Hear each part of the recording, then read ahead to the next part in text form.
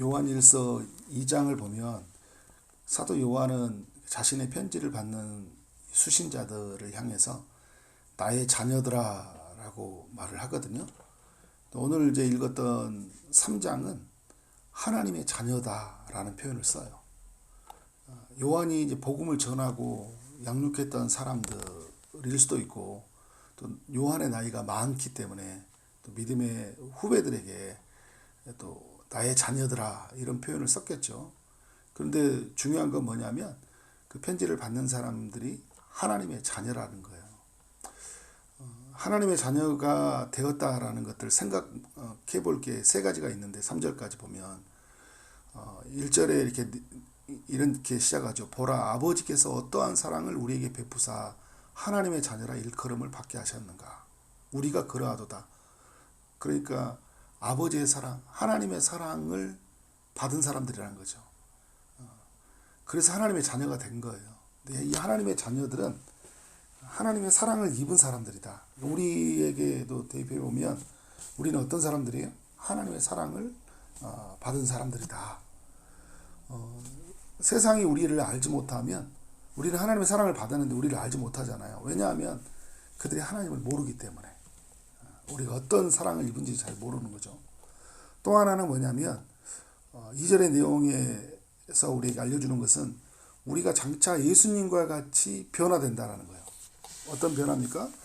예수님이 부활하셨을 때 그 영광스러운 모습을 보이셨듯이 예수님이 이 땅에 오실 때, 다시 오실 때도 오실 때 우리는 영광스러운 몸으로, 그 부활한 몸으로 변화된다는 거예요. 우리는 그런 날을 바라보고 사는 존재예요. 사랑을 입은 존재이고 앞으로 하나님의 또 은혜를 입을, 부활한 몸을 입을 그런 존재인 거죠. 또 하나 이제 주는 교훈은 뭐냐면 3절의 내용이죠. 주를 향하여 이 소망을 가진 자마다, 그러니까 이 하나님의 사랑을 입었죠. 그리고 이제 부활한 영광을 입을 사람들이에요. 이 소망을 가진 사람들이에요. 그럼 어떻게 살아야 되냐는 거예요. 그의 깨끗하신과 같이. 주님이 깨끗하시잖아요. 우리는 어떻게 살아가요? 자기를 깨끗하게 해라. 이 요한의 편지를 받는 사람들이 그 어떤 영지주의나 그 시대의 사상에 너무 휩쓸려 있어서 내가 누구인지도 잘 모르고 사는 거예요. 하나님의 자녀인지, 내가 어떤 사랑을 입은지도 잘 모르고, 또 뭐 내가 앞으로 어떤 은혜가 예비되어 있는지도 모르는 거예요. 장차. 그리고 오늘 어떻게 사냐면 죄와 동화되어서요, 또 합리화시켜서 그냥 마음껏 살고 있는 거예요. 그러니까 우리는 어떻게 살아야 되는 거예요? 깨끗하게 살아야 된다. 깨끗하게, 거룩하게 살아야 된다라는 걸 이야기해주고 있는 거죠. 자, 이것이 믿어진다면 이제 우리는 어떻게 살아야 되냐 할 때 4절 이후에 쭉 이야기해 주는 것은, 크게 보면 저는 오늘 두 가지만 나누려고 해요. 여러 가지가 있지만 크게 보면 하나는 뭐냐면 이 죄를 멀리하고 살아야 된다라는 것을 우리가 이제 알아야 된다라는 거죠. 깨끗하게 되었다고 이야기하죠. 그러면서 이제 죄에 관한 이야기를 해주고 있어요. 죄를 짓는 자마다 불법을 행하나니 죄는 불법이라. 그러니까 죄는 불법이라는 거예요. 그러니까 어떻게 하는 거예요? 우리가 죄를 짓는 것은 하나님 앞에 큰 불법이니까 행하지 아니해야 된다. 우리에게 이제 교훈하고 있는 거죠. 자, 5절에 그가 우리 죄를 없애려고 나타나신 것을 너희가 아나니 그에게는 죄가 없느니라. 깨끗하신 주님이 이 땅에 오신 것은 뭐냐면 우리의 죄를 없애려고 깨끗하게 씻어주기 위해서, 그리고 어떻게 해요? 앞으로 그 깨끗하게 씻어준 그 모습으로 살도록, 거룩함을 입고 살도록 주님이 이 땅에 오셔서 십자가 지신 것이고, 그래서 우리를 하여금 이 땅에 살아가는 동안 죄에 동화되어 사는 것이 아니라 죄의 깨끗함을 입고 살아가야 된다. 이렇게 해서 오셨다라는 거죠. 그래서 그 안에 거하는 자마다 범죄하지 아니하나니 범죄하는 자마다 그를 보지도 못하였고 그를 알지도 못하였다. 이렇게 이야기를 하고 있어요. 자, 그러면서 우리에게 알려주는 교훈이 뭐냐면 그 안에 거하는 자마다라는 이야기를 해주고 있죠. 이제 우리에게 이제 고민은 그거잖아요. 죄를 안 짓는 거 알아요. 그죠? 많은 이 세상 속에서 죄를 안 짓는 건 아는데, 근데 죄 스스로 나 스스로 어떻게 죄를 이길 수 있는 힘이 있어요, 없어요? 없죠. 그래서 오늘 말씀이 이야기해주고 있는 거예요. 그 안에 거하는 자마다 범죄하지 아니하나니. 그러니까 우리의 힘으로는 한계가 있는데 우리가 어디에 있어야 된다는 거예요? 주 안에 있어야 된다. 그러니까 말씀과 기도를 통해 친밀한 교제, 그러니까 주님과의 어떤 코이노냐, 그 사귐이 있어야 돼요. 우리는 믿음으로 그 안에 들어갔고 그가 우리 안에 오셨잖아요. 그리고 우리 안에는 어떻게 해야 될까요? 그분이 주신 말씀으로 성령을 힘입어서 예수님과 어떻게 할까요? 하나님과 친밀한 교제를 이루어야 돼요. 그러면 어떻게 될까요? 죄를 미워하는 마음이 생겨요. 죄를 지려고 해도 어떻게 해요? 죄를 짓지 않는 나가 있는 거예요. 하나님의 은혜 안에서 죄를 멀리하고 또 죄에 대한 모습을 분별하고 죄를 이기는 모습들이 우리 안에 있다라는 거죠. 생긴다라는 거죠. 근데 범죄하는 자마다요. 6절 하반절에 보니까 그를 보지 못하였고 그도 그를 알지 못하였느니라 이야기를 해주고 있어요. 그러니까 여러분 이제 어떤 것들을 계속 이야기해주고 있냐면 범죄한 사람들 있죠. 그 사람들은 어떤 사람들이냐면 알지도 못한 사람이에요. 왜 죄를 지냐면 죄가 멈춰지지 않고 계속 진다 이야기할 때 이 요한은 뭐라고 이야기하냐면 이 사람은 하나님 안에 거하는 사람이 아니다 이렇게 이야기해버려요. 근데 이걸 왜 이렇게 무섭게 이야기하냐면 그 당시에 이제 거짓 교훈자들이 들어오잖아요. 이들에게 가르침을 받고 있던 사람들, 자기는 자칭 거듭났다고 생각했는데 거듭난 게 아니에요. 거듭난 게 또 아닌데 그 마귀에게 속해 있던 사람들이에요. 그러니까 뭐가 되는 거예요? 선을 행할 줄 모르는 거예요. 그러니까 이 요한은 오늘 우리에게 있는 이 불법을 행하는 것들이 누구로부터만 시작되었냐? 마귀에게 속해 있고, 그래서 마귀에게 미혹되어 있었고, 그래서 죄를 범한다. 굉장히 무섭고 또 두렵고 또 엄하게 이야기를 해주고 있는 거예요. 죄에 굉장히 무감격하게 있었고, 죄를 졌는 것들에 대해서 회개도 없고, 하나님께 나아간 것도 없다면 이 사람은 한번 점검해 봐야 되는 거예요. 거듭난 게 맞는 건가? 그죠? 그래서 미혹에 받지 않도록, 근데 그 7절에서는 이런 이야기예요. 자녀들아 이렇게 시작을 하잖아요. 아무도 너희를 미혹하지 못하게 하라. 그러니까 우리 믿는 사람들도 어떻게 하는 거예요? 미혹을 받는 거죠. 속임을 받아요. 그렇게도 돼. 그렇게 살아도 돼. 그래? 그래 살아도 되는 거야? 그럼 괜찮지. 다 그렇게 하는데. 목사님도 그렇게 하고 장로님도 그렇게 다 하더라. 다 그렇게 하고 사는 거야. 세상은. 그런가? 라고 어떻게 해요? 마귀는 보편성의 원리. 모든 사람이 죄를 범하니까요. 보편성이잖아요. 그래서 나도 같이 죄를 짓게 해요. 상대성의 원리. 그래서 너는 그 사람보다 낫잖아. 그죠? 그렇게 해서 죄를 짓게 하는 거예요. 너 지금 그렇게 살아도 너 그 정도면 괜찮은 거야. 그 정도면. 다른 사람들보다는 괜찮은 거야. 상대성이죠. 보편성은 뭐예요? 모두가 그렇게 죄를 짓는다는 거예요. 마귀의 속임수는 굉장히 교묘합니다. 또 이걸 가르치러 들어온 사람도 있어요. 그런데 여러분, 하나님 안의 자녀들은요, 이걸 분별해서 어떻게 해야 될까요? 결국 이게 내 안에서의 그 두려움들, 내 안에 불편함들이 있는 게 내게 아니니까, 거듭난 나의 옷에 맞지 않는 것이 계속 내 삶에 입혀지려고 할 때 어떻게 할까요? 거부한다니까요. 그런데 어떻게 해요? 마귀에게 속해 있는 사람들은 그런 유혹들이 왔을 때 어떻게 하는 거예요? 내 옷인 거예요, 내 옷. 그러니까 너무 편한 거예요, 그게. 근데 거듭난 사람은 내 옷이 아니에요. 불편한 거예요. 성령이 내 안에서 이 탄식한다니까요. 성령으로 말미암아 24절에도 그런 이야기 하죠. 우리가 그 안에 거하는 줄을 아느니라. 오늘 우리의 삶은 너무나 중요하다라는 것들을 또 이야기해주고 있는 거죠. 그래서 여러분, 우리가 죄와 싸우는 거, 하나님의 자녀들이 죄와 싸우고 죄를 멀리하는 거, 죄에 민감한 거 매우 중요한 일입니다. 이게 내 삶에 찾아왔을 때 이게 하나님의 말씀을 저버리는 일이구나. 하나님의 마음을 아프게 하는 일이구나. 나의 영혼을 주님이 십자가로 깨끗하게 해주셨는데 나의 영혼을 더럽히는 일이구나 라는 걸 민감하게 반응할 수 있어야 되는 거예요. 근데 여러분, 거듭난 사람은요, 이게 내 옷이 아니기 때문에 반응한다니까요. 거부한다니까요. 근데 그때 마귀의 유혹이 또 있는 거예요. 괜찮아. 다 그렇게 그 옷 입고 살아 이야기하는 거예요. 근데 믿는 사람들이 거기에 넘어가 버리는 거예요. 그렇죠? 현혹돼 버리는 거죠. 그래서 어떻게 하려고 정말 영적인 침체로 막 엉망진창으로 살다가 나중에 이제 또 깨닫고 돌아오는데 예, 그런데 오늘 이 요한은 이야기해주고 있는 거죠. 예, 그런 면에서 우리 믿음의 사람들이 거기에 미혹돼 가지고 막 흔들려 버리니까 그걸 바로 잡아야 되고, 아닌 사람들을 교회에서 어떻게 하는 거예요? 그 하나님 나라 안에서 배척하고 이들을 이제 교회 안에서 이제 들어오지 못하도록 강하게 이 사람들에 대해서 어떻게 하는 거예요? 내모는 거예요.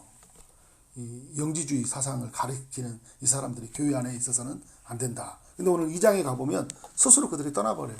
왜? 진리가 머물고 있으니까 견디지를 못해요. 근데 오늘 이제 또 하나 이야기해 준 게 뭐냐면, 하나님의 자녀들이 해야 될 일이 이제 서로 사랑하는 일이에요. 그러니까 2장부터 계속 4장까지 계속 강조하는 이야기가 서로 사랑하는 일이에요. 왜 이런 일이 있었을까요? 그 성도 안에서 서로 사귐의 문제, 1장도 마치 연결되는 거죠. 성도 안에서 서로의 사귐과 사랑이 끊어져 있는 거예요. 그러니까 여러분, 마지막 때에 마태복음 24장이 말할 때 마지막 때에 어떻게 합니까? 우리의 사랑이 식어지고 불법이 성한다 이야기를 하잖아요. 서로가 어떻게 사랑의 대상이 되지 못하는 거예요. 경쟁의 대상, 미움의 대상. 그래서 갈등이 일어나고 분열이 일어나고 막 계속 일어나는 거죠. 이 마귀의 속임수는요, 마귀는 와서 막 어마어마한 것들을 제시하지 않아요. 살짝 비틀어서 우리의 마음을 어떻게 하는 거예요? 오해하게 만들고 미워하게 만들고, 그래서 불리하게 만들어 버려요. 근데 오늘 이 사도 요한은 편지를 받는 수신자들에게 뭐라냐면, 나의 자녀들아, 사랑하는 자들아 계속 이야기하잖아요. 사랑하는 자들아. 계속 사랑이라는 단어가 굉장히 많이 나와요. 우리는 어떤 관계예요? 사랑하는 관계예요. 하나님과 우리는 어떤 관계일까요? 사랑하는 관계예요. 사귐의 관계라고 이야기할 때 그 사귐은 어디에 전제하는 거예요? 사랑에 기반해서 사랑으로 하는 거예요. 그래서 여러분, 우리가 성도들 안에서 해야 될 것은, 할 수 있는 건 뭐냐면 서로 사랑하는 거예요. 그 사도 요한이 편지를 쓸 때도 어떻게 해요? 마지막 때가 가까이 왔다 막 이런 것 속에서는 성도가 할 수 있는 게 뭐냐면, 고난의 한복판에서, 죄가 난무하는 세상 한복판에서 성도들이 해야 될 일은 뭐냐면 서로 사랑하는 일이에요. 굉장히 중요한 일이에요. 이 마귀의 속임에 넘어가면 안 된다고요, 우리가. 12절에서 이런 이야기를 합니다. 이게 11절에서 우리가 서로 사랑할지니 이는 너희가 처음부터 들은 소식이라. 12절에 누구 이야기를 하고 있어요? 과인과 같이 하지 말라. 동생을 미워해서 죽였잖아요. 동생을 받는 하나님에 대한 어떤 분노가 누구에게 나타났어요? 동생을 죽이는 결과로 나타난 거예요. 그러니까 여러분, 하나님에 대해서 사람들은 왜 이렇게 이걸 가인의 이야기를 해주냐면, 처음부터 가인은 하나님에 대한 믿음이 없는 거예요. 그러니까 그 결과가 뭐로 나타난 거예요? 형제를 미워하는 걸로 나타난 거예요. 그러니까 이걸 이런 논리로 말해주고 있는 거예요. 네가 형제를 미워하고 산다면 그건 가인과 같다라는 거예요. 뭐래? 처음부터 네가 하나님에 대한 믿음이 없다. 하나님에 대한 믿음이 있다면 그렇게 할 수가 없다라는 거예요. 무섭게 이야기를 해요. 가인까지 이야기 막 끄집어내서 무섭게 이야기해주고 있어요. 그래서 여러분, 우리가 사랑은요, 막 해도 되나 안 해도 되는 게 아니라 반드시 해야 되는 영역인 거예요. 우리의 이거는 우리의 믿음에 나타난 믿는 자의 어떤 모습과 같은 거예요. 네가 믿냐 할 때 드러나는 게 뭐냐라는 게 사랑이라는 거예요. 네가 하나님의 자녀다 할 때, 하나님의 자녀다라는 증거가 뭐냐? 요한은 사랑이다 이야기를 해요. 야고보서는 이제 뭐 행함이라는 단어를 쓰고 막 하는데, 이 요한은 사랑이라는 단어를 매우 무겁게 이야기를 하고 있습니다. 자, 14절에서 이런 이야기를 하죠. 우리가 형제를 사랑함으로 사망에서 옮겨 생명으로 들어간 줄 알거니와. 그러니까 사망에서 옮겨 생명으로 들어간 걸 뭐라고 하냐면, 형제를 사랑함으로 들어가게 됐대요. 사랑하지 아니하는 자는 어디에 머물러 있다고요? 사망에 머물러 있다. 이것도 굉장히 무섭게 말하죠. 거듭났다면 어떻게 한다는 거예요? 형제 사랑으로 나타난다는 거고, 거듭나지 않았다면 지금 어디에 있다는 거예요? 그러니까 형제 사랑하지 않는다면 넌 지금 거듭나지 않은 거야, 이렇게 이야기하는 거예요. 넌 사망에 있는 거예요. 매우 이렇게 들어보면, 말씀을 들으면 이게 우리를 무섭게 만드는데, 이게 여러분, 요한이 무섭게 겁주려고 하는 게 아니죠. 뭘 이야기하는 거예요? 형제를 사랑의 대상으로 여기라는 거예요. 그럼 어떻게 우리가 사랑해야 되냐 이야기할 때, 그 16절에 이야기하죠. 그가 우리를 목숨을 버리셨으니. 15절은 형제를 미워하는 자마다 뭐라고 이야기해요? 살인한다 이야기라고 했죠. 굉장히 무서운 계명으로 말해주고 있어요. 미워하는 것도 살인이라고 이게 요한이 말해주고 있는 거예요. 그럼 우리는 어떻게 해야 되냐? 소극적으로는 우리는 미워하지 말아야 되는데 적극적으로는 어떻게 할까요? 사랑해야 되는데 어떻게 사랑해야 되냐? 그가 우리를 위하여 목숨을 버리셨으니 이로써 우리가 이로써 사랑을 알고 우리도 형제들을 위하여 목숨을 버리는 것이 마땅하도다. 사도 요한이 요한복음도 적었잖아요. 요한복음 13장에서 서로 사랑하라. 내가 너희를 사랑한 것 같이 너희도 서로 사랑하라. 그러니까 어떤 사랑을 제가 해야 됩니까? 그런 이야기 하잖아요. 목사님, 제가 어느 정도까지 사랑해야 돼요? 근데 성경이 말을 해요. 예수님이 우리를 사랑한 것처럼 사랑하라. 예수님이 우리에게 말했던 용서의 방식이 있죠. 베드로가 몇 번까지 용서가 되니까 70번에 7번씩 용서하라고 하잖아요. 산상수훈에는 원수를 사랑하라. 예수님이 직접 보여줬잖아요. 그죠? 자기를 죽이려고, 자기를 파는 사람도 그렇고, 자기를 십자가에 못 박는 사람들을 용서하잖아요. 그죠? 사랑이다. 사랑. 그럼 어떻게 더 구체적으로 사랑해야 되냐 할 때 17절과 18절이에요. 18절에서 이런 이야기죠. 우리가 말과 혀로만 사랑하지 말고 행함과 진실함으로 하자. 그러니까 말로만 하는 사랑이 아니라 드러나는 사랑, 나타나는 사랑을 이야기하는 거예요. 그래서 행함이라고 이야기할 때 17절의 말씀이 연결이 되는 거죠. 형제의 궁핍함을 보고도 도와줄 마음을 닫으면 하나님의 사랑이 어찌 그 속에 있겠느냐. 그죠? 그러니까 우리의 삶이라는 게 어떤 거예요? 형제의 궁핍함을 보고도 예면하지 않는 거죠. 형제가 어려움이 있어요. 근데 그 형제를 예면하지 않는 거. 그러니까 굉장히 구체적으로 이야기해주고 있는 거예요. 요한이. 진실함으로 하자는 건 뭘까요? 남에게 보이게 하는 그런 이선적인 사랑 말고 진심으로, 그죠? 보상을 바라는 것들이 아니라 내가 이렇게 해주니까 저 사람이 뭐가 해주겠지 이런 게 아니라 관계를 더 쌓아가게 해서 해준 게 아니라 어떤 거예요?